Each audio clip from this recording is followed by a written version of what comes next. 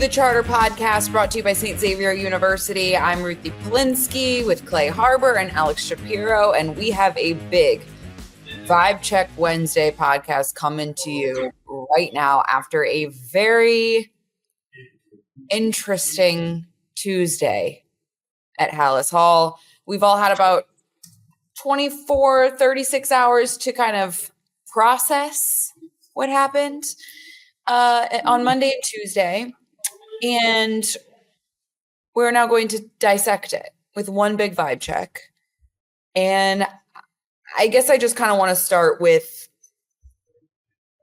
how much better do you feel about the future of the Bears organization after what happened on Monday and Tuesday at Halas Hall? Clay, why don't you go first?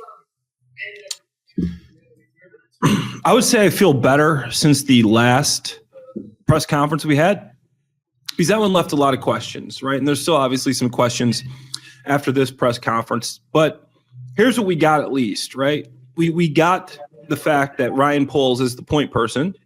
Last time I felt like Kevin Warren was sitting there in a suit answering all the questions, and Ryan Poles looked like a kid in trouble in his quarter zip, just looking down at the floor like he was in trouble. You know, I'm like, who's really in charge here? Is it the president or Ryan Poles?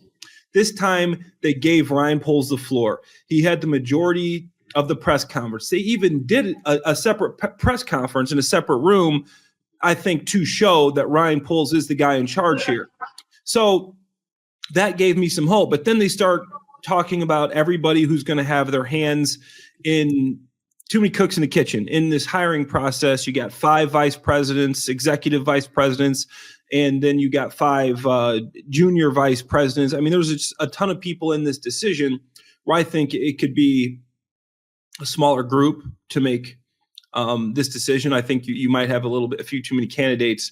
But coming back off of the press conference, my vibe is that it is a little better. There's still a number of questions.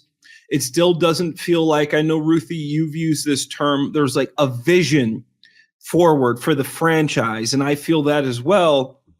But overall, I know they've been getting grilled and crushed on a lot of the things that was said. And I mean, I know we're going to talk about some of the actual things that were said later on here. But overall, at least we know Ryan Poles is running point.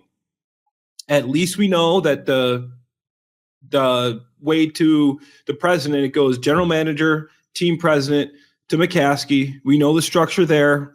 Okay, so we did find out some things. Obviously, it's a state secret how long Ryan Poles' contract is, but every player, you know exactly every piece of their contract information. But we did get some answers, so at least we know that much. A year is a lifetime, right, Alex Shapiro? Yeah. Whatever the heck that means.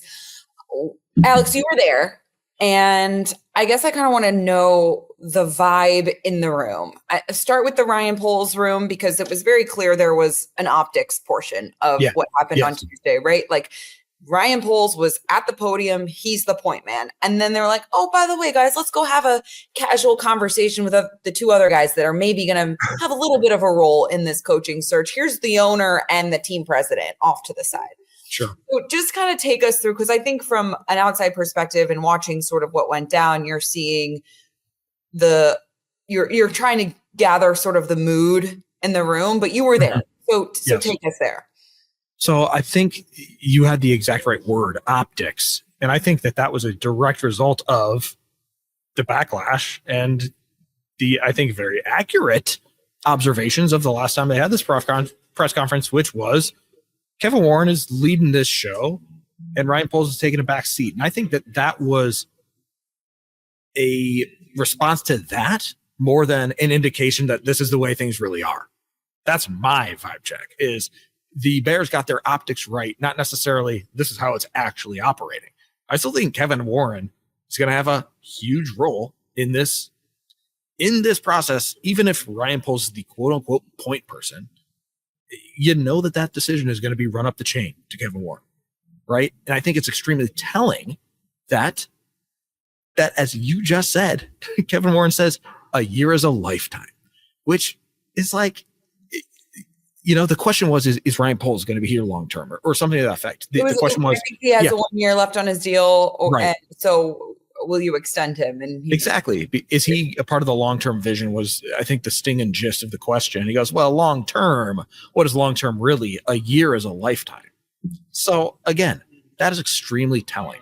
So do I feel any better about the future of the Bears? To answer the original question, marginally, because they got the optics better.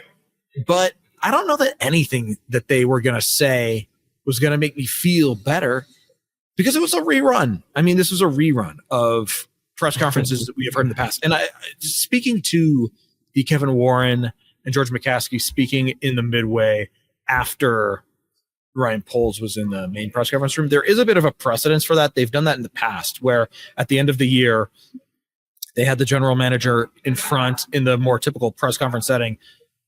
And then we'd speak to Ted Phillips and George on the side somewhere else. That's when we were talking to Ted Phillips about the stadium. So there is a bit of a precedent for that setup. But I've heard so many of the answers before. I believe Potsy, who we had on the podcast not too long ago, made a mention of that in his column about like the things George McCaskey and Kevin Warren were saying about Ryan Poles. You could almost take the exact same quotes about Ryan Pace. You don't even have to change the names, because they're talking about the confidence they have in Ryan.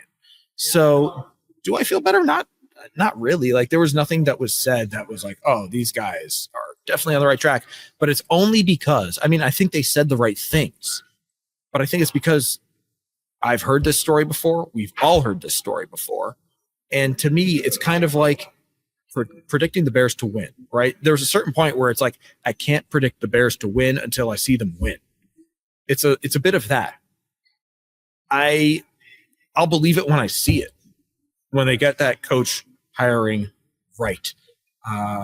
So I guess that's kind of where I was at with everything. I was so disappointed. I think, not that I necessarily feel worse about the coaching search. I definitely don't feel better than I felt before. I think there was, you're saying maybe they got the optics right, Alex, was I think sort of the word you used, but to me it was so forced. It was so unauthentic, and it was so, it was not poorly executed, but just kind of poorly sort of faked. Like, it just, to me, felt like there was such a lack of understanding as to what the narrative is outside of the building, and sort of a lack of understanding of, this is how we need to approach this day and make the media, make the fan base, make the players, make everyone feel better that we know what exactly we've done wrong. And here's how we're going to explain to you what we've learned and how we're going to be better from it. I had no answers as to what went wrong in the Shane Waldron search. Why did that not work? And then there was sort of this ramble sort of answer about, well, the compatibility. And it's I was like, about to say that, yeah. It's okay. So the compatibility, and then he Ryan Poole started to ramble on about how many starts Caleb had in college. And I just kind of was like, where are we going here? And listen, it's been 6 weeks since Matt Eberflus was fired, and they had that press conference with Kevin Warren and Ryan Poles. Like, you knew you were going to be doing another press conference talking about the coaching search 6 weeks later. The fact that there was just sort of a level of unpreparedness for the questions was so disappointing to me. And I think the perfect example of that was the Dan Wiederer interaction, where Dan Wiederer brought up the stress and the dysfunction. I can't remember the exact disruption and stress. Yes. What disruption? I think I clarified that, by the way. Can you explain the disruption and stress? And it's like, what are we doing here? Like, what? There's just, take a step back, read the room, and like stand up there and answer the questions so that the fan base and everyone realizes that they have a process. They love talking about the process. They love talking about what they're gonna do to get it right. But like, they can't explain it. They just tell us that there is one. There is. How's it going to be different? Oh, we're going to have more data points. We're going to interview more guys.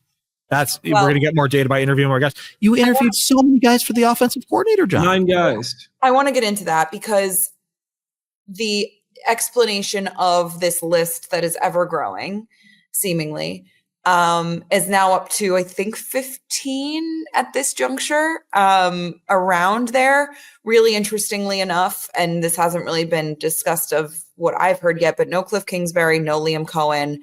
Those are 2 guys that also had interviewed for the Bears offensive coordinator job, who have gone on to have a lot of success at their respective teams. And once again, the Bears can't really take accountability for getting those guys wrong and saying, man, maybe we should bring them in again and talk to them again. Like, I can't wrap my head around that. Those are 2 guys that have had so much success in their respective teams, and you can't bring them in again. No Brian Flores either, I don't think I've seen.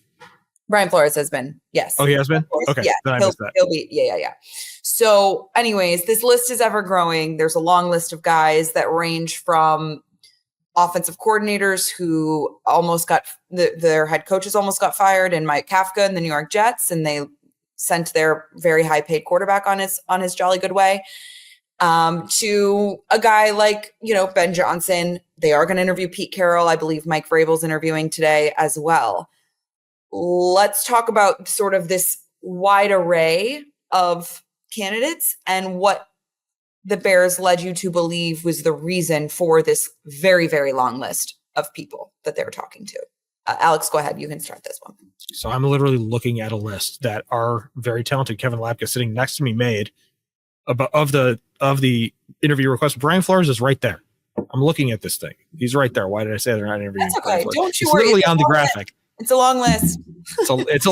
I missed him. It's a long list. So yeah, I get the diversity of candidates. I totally understand talking to OCs, talking to DCs, throwing a special teams guy, talking to guys who are first time head coaches because they're the hotshot coordinators, talking with guys who have done it before, talking from guys in the pros and the college level. I understand all of that. And I don't necessarily have a problem with the list. I think it's good to have a big list. Leave no stone unturned. But and again, this is kind of what I was getting at. It's when having the big list is the big differentiator between last time and this time. There need to be more differentiators, you would imagine. What were the key points that made you say, Matt Eberflus is our guy, Shane Waldron is our guy? What led to those decisions? Luke Getsy is our guy. And maybe reevaluate those decision-making criteria. Not just, we need to interview more guys. And if we interview more guys, we have a better chance of finding the right guy. That's, to me, I think the big disconnect. Interview as many people as you want. Bring in a ton of dudes. I think that makes all the sense in the world. But it's the lack of the self-evaluation of the actual decision-making criteria that I think that is what was lacking for me. Clay? Yeah. Firstly, I wanted to say I rewatched the press conference, and I think I kind of deciphered what was going on with Poles when he was talking about the disruption and stress that took place during Williams' first year. And my deciphering led me to believe he wanted to say this. Obviously, Caleb only played 3 years of college, 37 starts. You got a guy like Jaden Daniels who had 55 starts in 5 years. Bo Nix is 25. He had the most starts of an NFL or college quarterback in college. Caleb had a lot to learn, and the mismatch with Shane Waldron, what I think he was trying to say was, and obviously it doesn't make it right, that Shane Waldron did have a little bit of success, but you look at the guys that he's worked with in the past, Matt Stafford, Geno Smith. I mean, these guys were 2 veterans that have been around the block, and he didn't have, which is obviously a big miss, he didn't have a clear path and a clear way to develop a quarterback. This system that he's using maybe is okay for a veteran quarterback, but you missed on the part to where you have to find a offensive coordinator that can develop, because Caleb's developing. I hear you, Clay, and I think that's probably exactly what he was getting at. But how whether you were going to keep Justin Fields, who needed a lot of help and a development, or you were going to draft a rookie quarterback who needed a lot of help and a lot of development. How is that not your number one priority? Is how are you going to develop the quarterback? That needed to be the number one priority for the offensive coordinator they were bringing in. So to me, like, I hear the explanation. I hear you if that is indeed what he was trying to get at, but that's complete. I mean, it's malpractice to me. Oh, absolutely. But when I went back and looked at it, I go, okay, he's trying to say they didn't line up because Shane Waldron did have some success in this league, but Caleb was inexperienced. Oh, he only had this many snaps in college. You want somebody to have this many, and he wasn't quite ready. And Shane Waldron was used to working with quarterbacks that had experience. That's what I deciphered from it.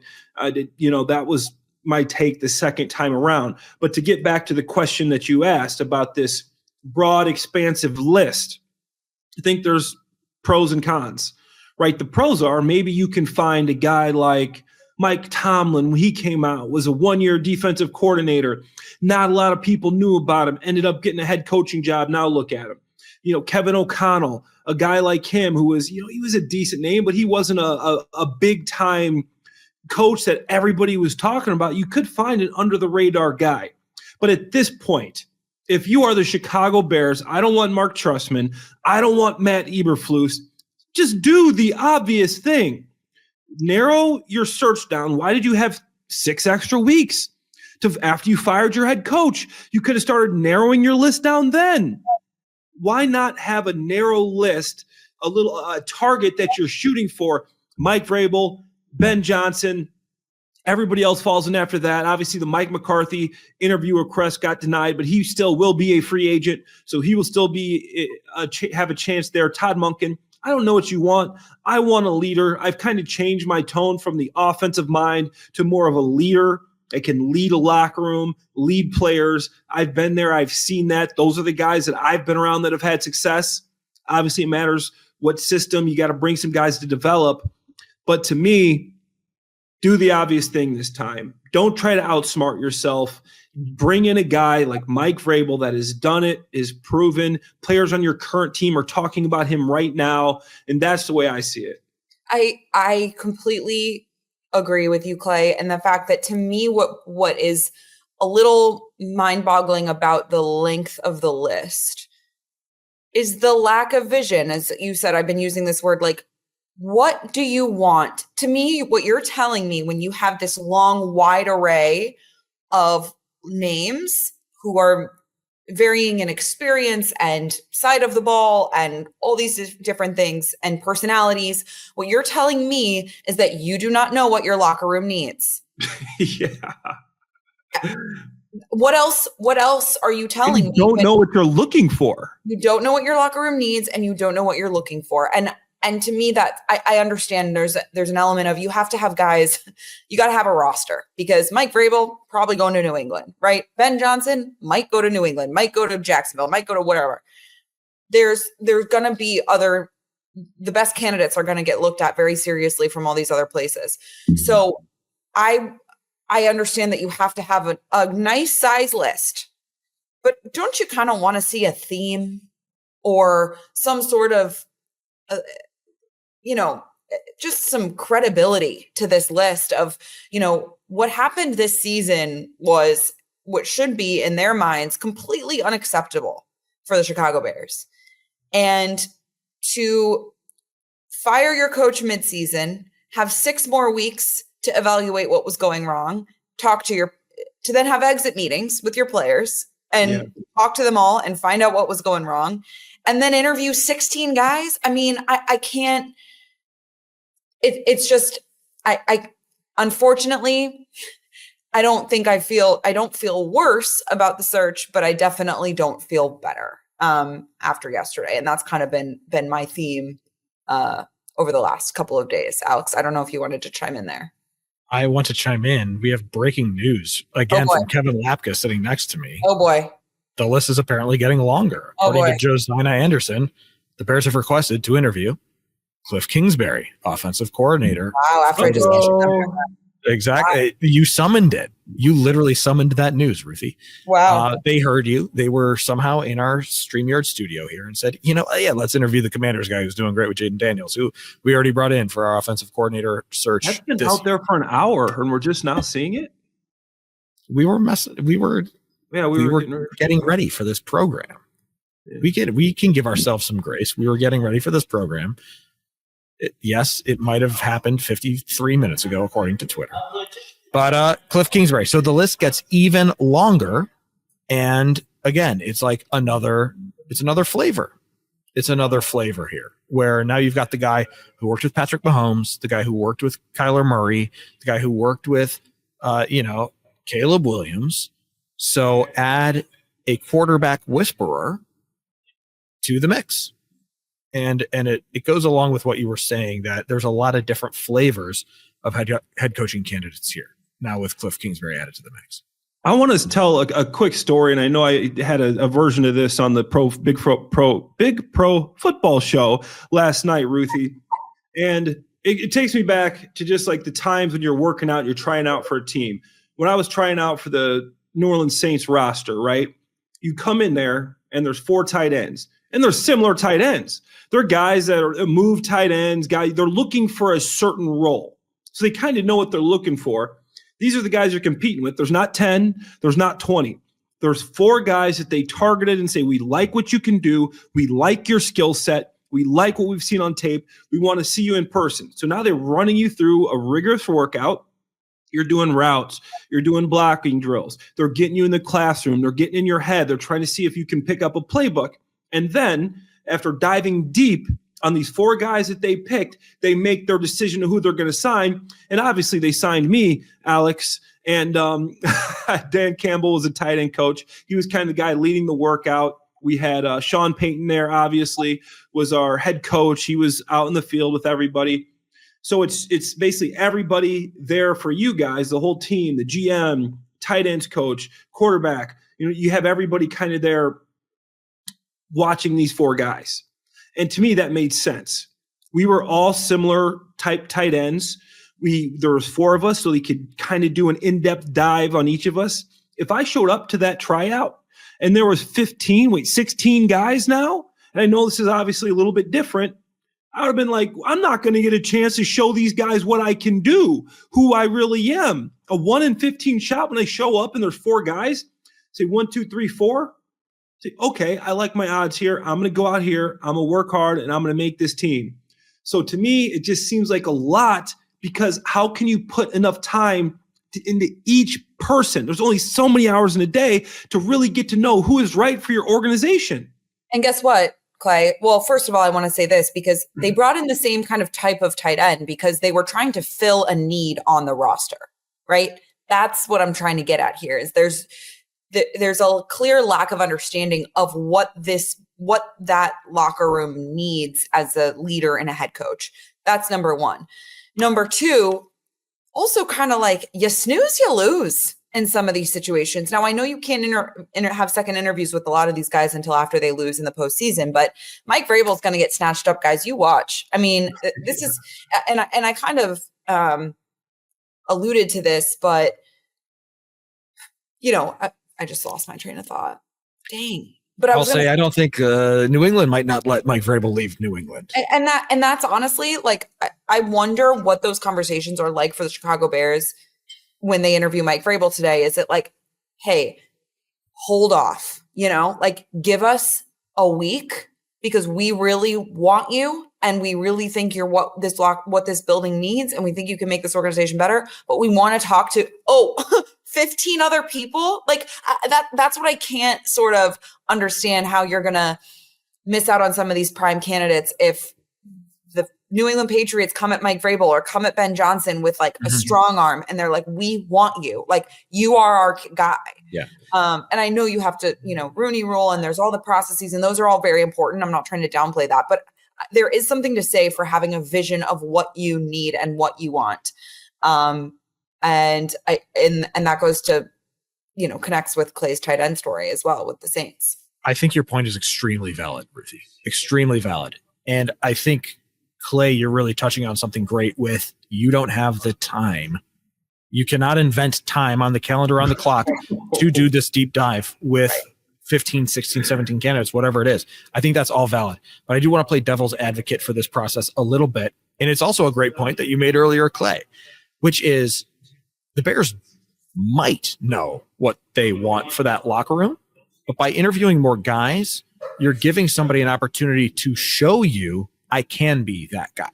You know, we might not think of Joe Brady. We might not think of Ben Johnson in the same way that we think of a Brian Flores or a Mike Vrabel or even a Pete Carroll. We probably wouldn't categorize them the same.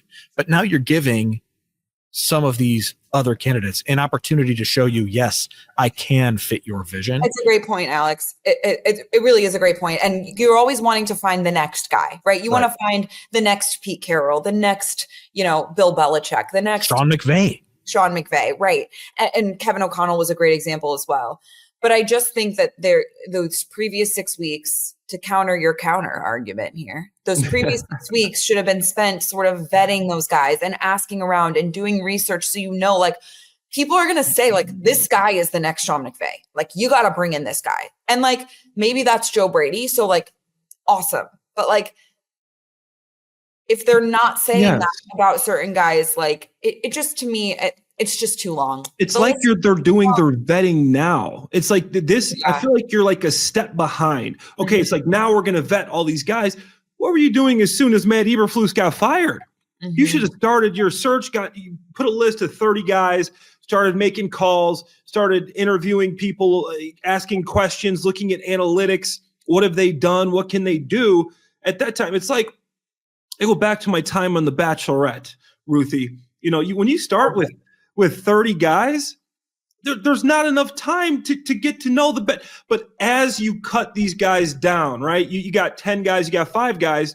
Now you really get in deep and you get to make a good choice because you get to know each of these guys, right? So the Bears, they got to limit this thing down, knock it down to 5 eligible bachelors, 5 coaches, get to know them. And it's hometown. They should have been handing out roses long ago. Listen, I just wanted the process to start. I know this is probably unrealistic. I wanted the process to start at hometowns. I wanted to be meeting your family at this round. And I know that's probably unrealistic for first rounds, but I want to get to hometowns quick, right? As quickly as possible. So when you have this pool of 30 guys that you're looking at, and also Clay, to your point, it's 2 minutes. Speed dating, and then you go to bed at night and you're like, dang, I didn't get any time with her tonight. And you are so sad. And you're like, there's no way I have a shot.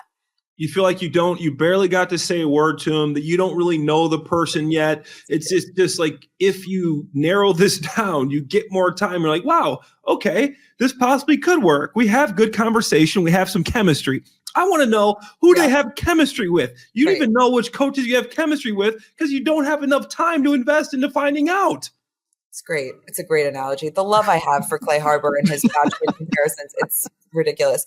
I want to, before we get on to our coach resume situation today, which we have a good one, I just want to get your final thoughts, Alex, on anything else that was funny or weird or Bearsy that happened yesterday, whether it be from George McCaskey, Kevin Warren, what really stood out to you from some of their comments? Totally. Thank you. And I'm glad we are doing this because I would have forgotten, but you've brought it back up. I also want to take time to defend George McCaskey, who kind of got dunked on for the whole, I'm sad that Lions fans, were cheering louder than Bears fans when asked, hey, were you bummed out about sell the team chants? I think it was misinterpreted. And it's kind of similar to the Ryan Poles thing where Clay kind of deciphered it. People are taking it like he's reprimanding Bears fans. I don't think that's what he was saying. The question was, hey, people were chanting sell the team. Did that bother you? And he goes, no, I was bothered more by the fact that, Lions fans took over Soldier Field and it was louder. And he even went as far as to say, I understand why Bears fans sold their tickets. We didn't put a good product on the field. Right. It was a cold, rainy day. It makes all the sense in the world that a Bears fan would say, I ain't going today. I'm selling my tickets. So I don't think he was reprimanding Bears fans saying, oh, how dare you sell to the enemy? No, I think he was just saying, like, you would think the sell the team stuff bums me out. It actually bums me out more that we were so bad this year. Yeah. That fans made the understandable decision to sell their tickets, and then it became a home game for the Lions. That's what bums me out. So I just I wanted to stand up. Like, we obviously dunked on a lot of that press conference and a lot of that whatever happened on Monday or Tuesday. It was on Tuesday. But I think that was a moment that maybe got taken a little bit out of context, and I kind of understood where George McCaskey was coming from there. Yeah, it is worthy to kind of like everyone's just waiting to dunk on George, I feel like. So it is nice to kind of bring us all down to earth. Like, he was not saying like, don't sell your tickets to Lions fans. He's saying, I don't want Bears fans to want to sell their tickets. Like, I want Bears fans to want to be at the game. Exactly. I completely appreciate that clarification. I thought it was funny, just while we're kind of recapping some of the funny things, I thought it was funny that Kevin Warren said they're right on schedule for the stadium. When are we not on schedule? Like, at what point is it late? Because like, I had that question for him and I got passed over. I was so sad. It's because they started calling on people, and that was a question I had, like, when is your drop dead date? When's the latest you can pick a site and still get shovels in the ground in 2025, like you say? But I did not get that question into to Kevin Warren. And it doesn't look good? The fact that the Tennessee Titans owner just got $1.6 billion in public funding for a stadium in Nashville. And obviously Nashville is not Chicago. It's a lot harder here in Chicago. Yeah. But I mean, to see how quickly they moved with that, I mean, that's something. Yeah, it's a fascinating kind of side by side with the coaching search going on. And I think it's something that will probably be dissected and studied for years to come, about just sort of the parallels between the two lanes of dysfunction of the Chicago Bears and the football operations and the business side of things. But I just sort of giggled at the fact that the stadium's kind of on hold now because we got to find a coach. And it's just, I don't really have anything else to say other than it makes me chuckle when, I'm pretty sure Kevin Warren got hired and said he wanted shovels in the ground the following year. So I don't really know how that adds that to being on time. And Clay Harbor, did you have any other press conference things to chuckle over?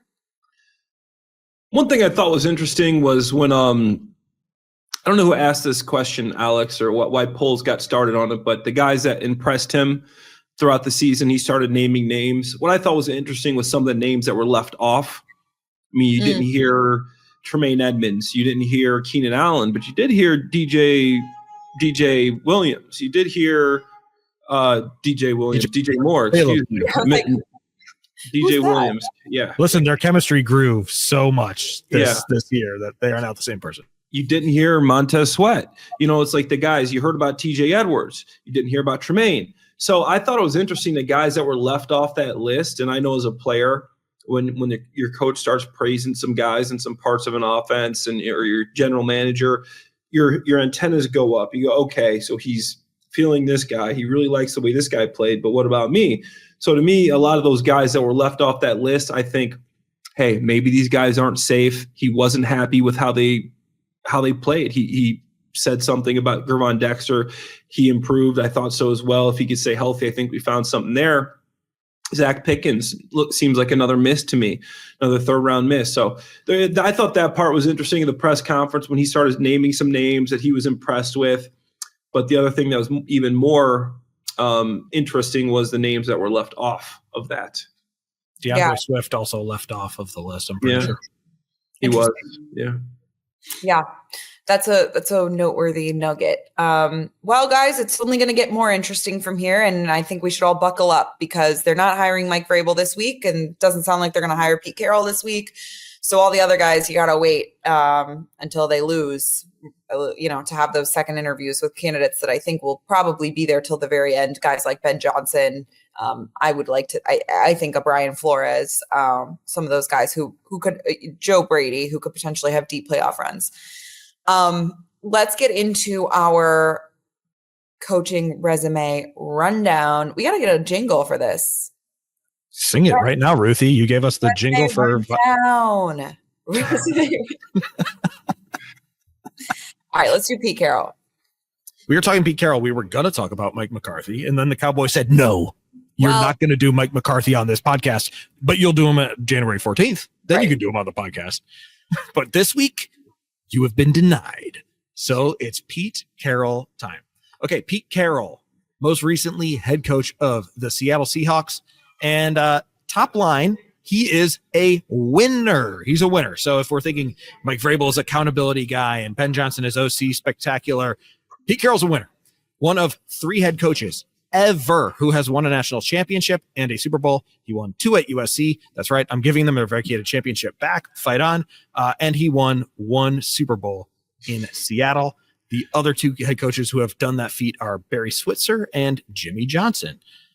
In 18 seasons at the NFL level, Pete Carroll is 170, 120, and 1. So he's got 50 more wins than losses. He also has 11 playoff wins, 1 Super Bowl win, and another NFC title.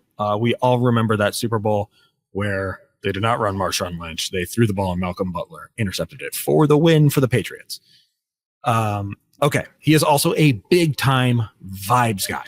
So Pete Carroll just exudes optimism. Like, it's super infectious. It comes through on the podium. It comes through on the sidelines when you're watching games. And I spoke actually during locker cleanout day with Darrell Taylor, the defensive end for the Bears. He played for Pete Carroll for 4 years and basically said that it is Pete Carroll's extraordinary personality that permeates throughout the entire building. Like that optimism, that belief that we are going to get it done and I believe in you and you're going to do it. Those good vibes just seep into every pore, which is obviously where he said that culture came from. Like our identity, our culture, it came from Pete Carroll's good vibes. It kind of reminds me of how the Lions have taken on the personality of Dan Campbell, right? The Lions are Dan Campbell in the same way that the Seahawks were Pete Carroll. I think there's also this idea that he's a dinosaur, right? He's 72 years old guy, but I think it's unfair to call him a dinosaur. 73? All right, 73.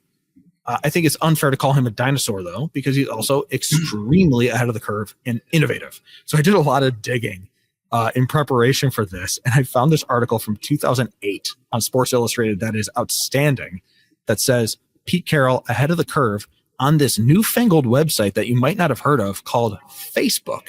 And he's the only head coach in the college ranks who has a Facebook because it helps him relate to his players. And it like goes on to explain like, yeah, Facebook, this new up and coming social media, it might pass MySpace one day.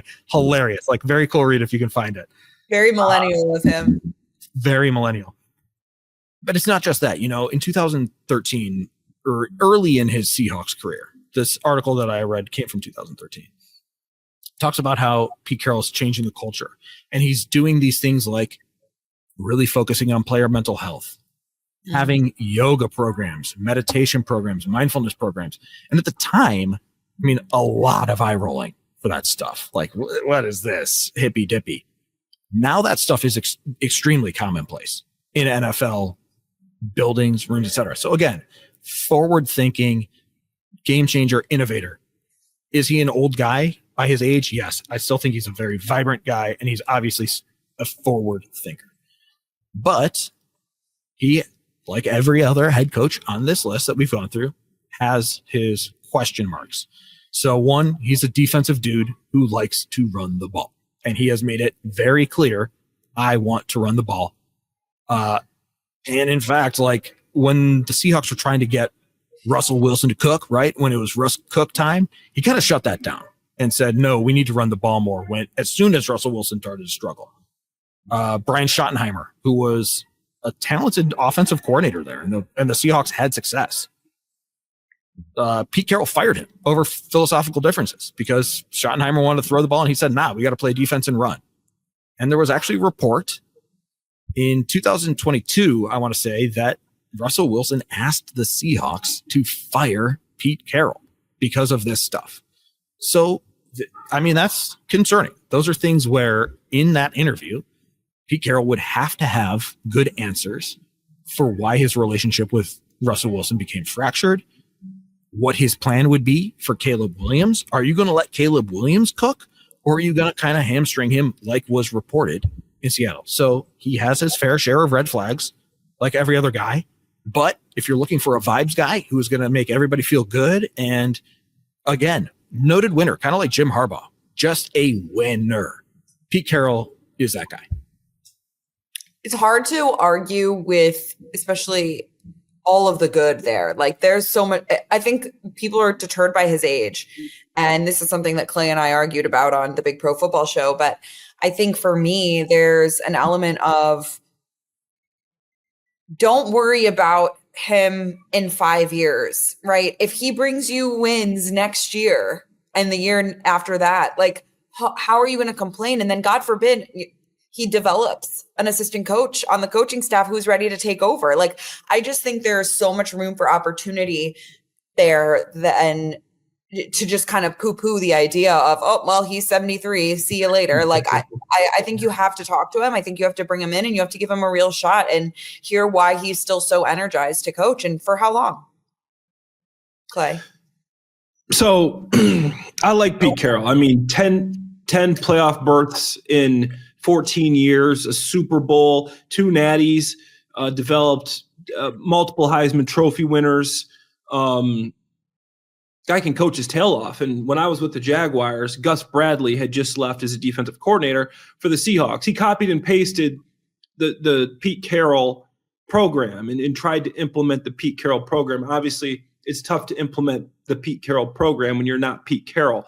It is a very fun, upbeat, organizationally program. It's not what you hear the guys saying they want right now. It's not a discipline base. It's all about the words that Pete used, that Gus used, striving for victory, trying to be the best that you can be, which was nice. I enjoyed it. I enjoyed playing there, how everything was positive reinforcement.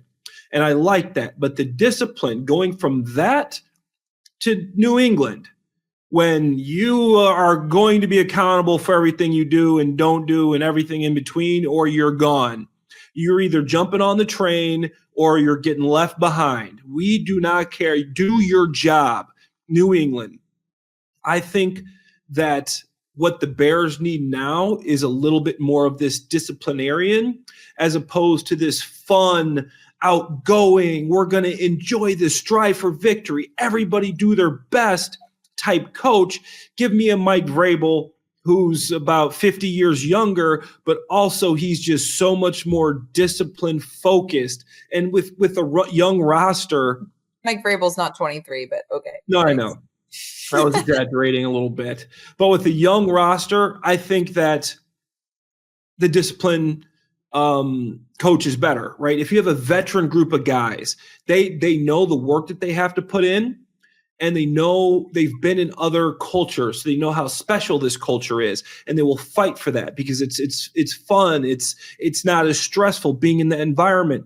The massages, we had the yoga, we had the food truck Friday, we had everything. It was copy and paste. Pete Carroll in Jacksonville obviously didn't work for us. Young team, there wasn't enough discipline. In my take, being in that locker room. I had played for the Eagles for 4 years. I know a normal culture. These young kids come in from college. Hey, this is the NFL. Oh, this is fun. You're having fun in meetings. You're playing music videos when you walk in. Gus Bradley's running down the aisle before the meeting. It's fun.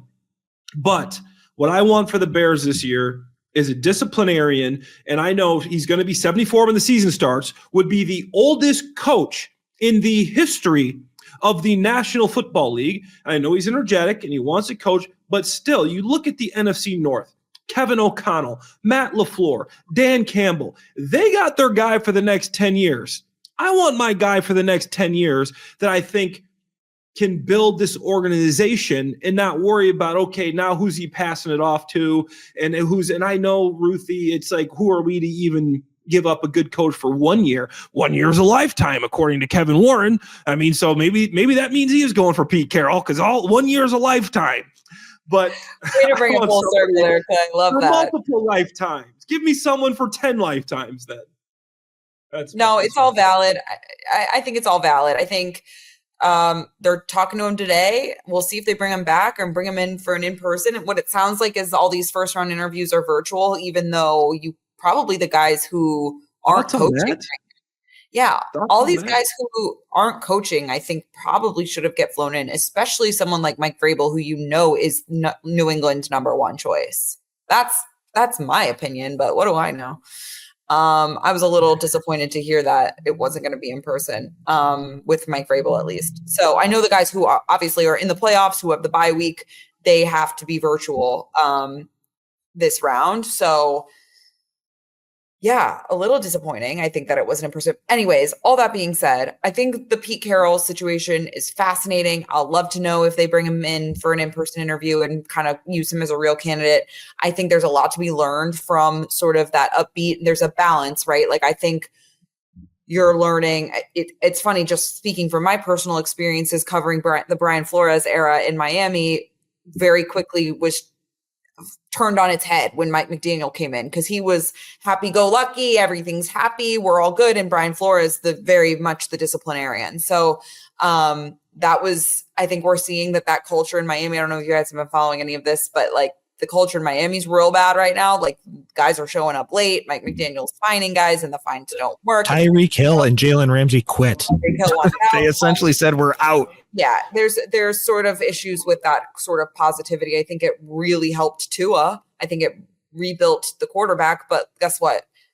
More than just Tua's on the roster. So in order for guys to be a tough football team and to be a sort of disciplined football team, I don't know if that's necessarily the coach of my choosing for this particular moment in time for the Chicago Bears. So I hear you on all of it, Clay, but I do love a Pete Carroll. I think it's just fascinating. And it's hard not to love him from what he's done in his career. He gets up in front of the room, immediately he commands respect just because of his resume. So it'll be interesting for sure. Alex, do you have any opinions on it? I kind of agree. I think in the best, I don't know, if you could blend these guys in a blender, you probably have the perfect coach for the Chicago Bears. If you could take Mike Vrabel's accountability, cutting out the BS with DeMarcus Walker, and add in Ben Johnson's incredible creativity on offense, that's the coach that the Bears need. And that's kind of the point, is like, a lot of these guys are going to have a lot of pros, but a lot of these guys are going to have questions. Can Ben Johnson lead a team? Can Mike Vrabel get an offensive coordinator who works, not named Arthur Smith, who is getting head coaching, interviews again? Can Pete Carroll be the disciplinarian? Yeah. And be the hard ass when the Bears need a hard ass. So I think there's a lot of questions. I think there's a perfect guy. There isn't. There's never a perfect guy. There's never a perfect guy. In terms of what I think the Bears should have and should need, I'm going to be honest. I changed my mind. It's a good thing I'm not the GM of the Chicago Bears. It's a really good thing I'm not the GM of the Chicago Bears. I change my mind every day. One day I'm like, it's got to be Ben Johnson all the way. And then the next it's like, oh, come on, Mike Vrabel is such a slam dunk. How do you not go with Mike Vrabel? You know what I mean? I think I you know what? Since the Bears have like 37 people on this panel of people interviewing the head coaches, I think they should include me, because I have a really good question. Then one of the number one questions for all of these candidates, top maybe 10 questions. How would you have handled the Tyreek Stevenson situation? That to me, and you know what? I think Pete Carroll would have said, you know what? And I don't know this. I'm saying Pete Carroll may have been like, I would have loved him up. I would have put my arm around him. I would have told him he's never going to do that again. But like, I made him feel like it's all going to be okay and we got your back. And maybe that would have worked. Mike Vrabel, probably would have benched him in that moment. Maybe would have sat him for the rest of the year. And you know what? I also kind of get the feeling that if Mike Vrabel was the head coach of the Chicago Bears, that never would have happened. But I think it's a good barometer to sort of evaluate who these guys are as leaders. What would Ben Johnson do in that situation? Can Ben Johnson, obviously he's this brilliant, creative offensive play caller, but how is he going to be able to discipline a Tyreek Stevenson, or, when someone, Austin Booker's jumping off sides or in neutral zone infraction, and, how is Ben Johnson going to discipline in those moments, in the football moments and in the life moments? So that's really the big mystery with Ben Johnson, I think. And I think we all know how Pete Carroll would do it. We all know how Mike Vrabel maybe would do it. But it's those other guys that I think there's just this big question mark looming their sort of leadership style. And so only time will tell, you two. Only time will tell. Are we wrapping up here? Wow, we kind of went a long time. But we had a lot to get to, and we didn't even talk about the long panel of people, all the executive vice presidents and senior vice presidents that are going to help make these decisions, who I wonder what, some of those people would have done with the Tyreek Stevenson situation. Maybe in addition to coaching resume reviews, we'll also do a learn the panel, and we'll do, here's who Jeff King is. Meet Liz Geist. I like that. Just like a little couple minutes, just so people know who's actually making this decision. Throw it out there. I think I'd rather spend our time elsewhere, but I love you both. Let's wrap this thing up, guys. Great stuff. Obviously, with it now, no more games anymore. I think we're going to do an episode on Friday, right? But we're going to go down to twice a week. So we're still going to do an episode on Friday. Twice a week. Tuesdays and Thursdays is going to be our new schedule, folks. Reset your calendars. Reset your clocks. We're taping this on a Wednesday. But is this coming out tonight, or is it coming out tomorrow? Edgar? Tonight. All right, tonight. So I think maybe our new schedule starts next week. But you'll still have us Wednesday and Friday this week, I believe. Okay, love to hear it. Great stuff, guys. Alex Shapiro, Clay Harbor, the Charter Podcast, brought to you by St. Xavier University. Thanks for listening, guys. We'll see you Friday.